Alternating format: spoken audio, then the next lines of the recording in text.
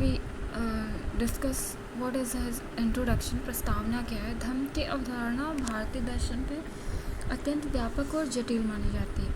इसे समझने के लिए विभिन्न दृष्टिकोण अपनाए जाते हैं, जैसे बाइनरी जो पर्सपेक्टिव वो बहुत ही महत्वपूर्ण लेकिन बहुत ही सीमित तरीका है। जैसे जिस पर्सपेक्टिव में हम धर्म को द्वैत यानी डुअलिटी के आधार पर देखा जाता है, जहाँ जीवन और नैतिकता को दो अस्पष्ट और विरोधी श्रेणियों में विभाजित किया जाता है, जैसे कि धर्म अधर्म, सत्य असत्य, पुण्य पाप, सही गलत, ऐसे उसको विभाजित करके देखा जाता है। So next we are seeing कि what is the concept of binary perspective.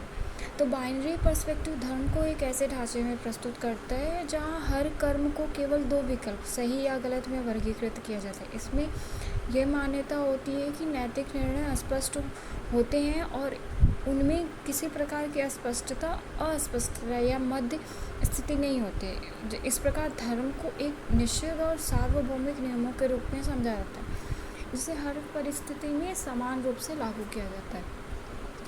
Next we are see the what is the key feature of binary perspective. तो इसके सबसे महत्वपूर्ण फीचर ये है कि ये बहुत ही ज़्यादा अस्पष्ट और सादगी यानी सिंपल है। ये सही गलत के बीच एक स्पष्ट रेखा खींचता है, जिसमें कि व्यक्ति जब डिसीज़न लेने में उसको आसानी होती है। इसमें जो नैतिकता के जो नियम और ड्यूटी के आधार पर ही परिभाषित किया जाता है, ना कि जो सिचुएशन या फिर इंडिविजुअल की क्या डिज़ायर है उसके आधार पर। इसके अलावा ये जो पर्सपेक्टिव है ये फिक्स्ड होता है और ये समय यानी टाइम प्लेस या फिर किसी भी सिचुएशन के अकॉर्डिंग चेंज नहीं होता।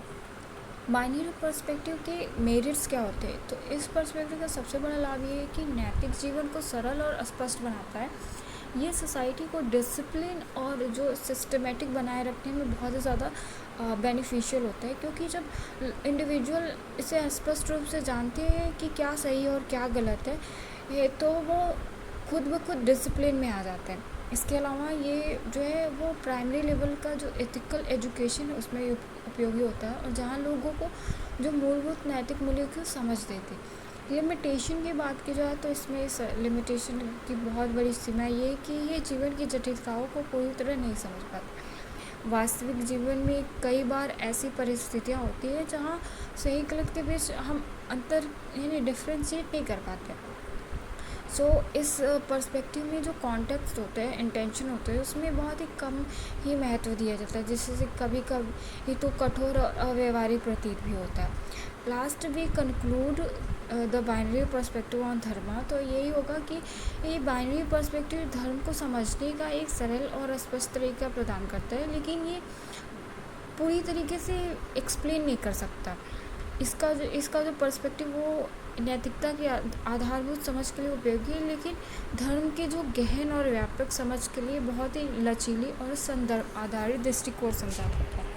So this is my presentation. Thank you so much.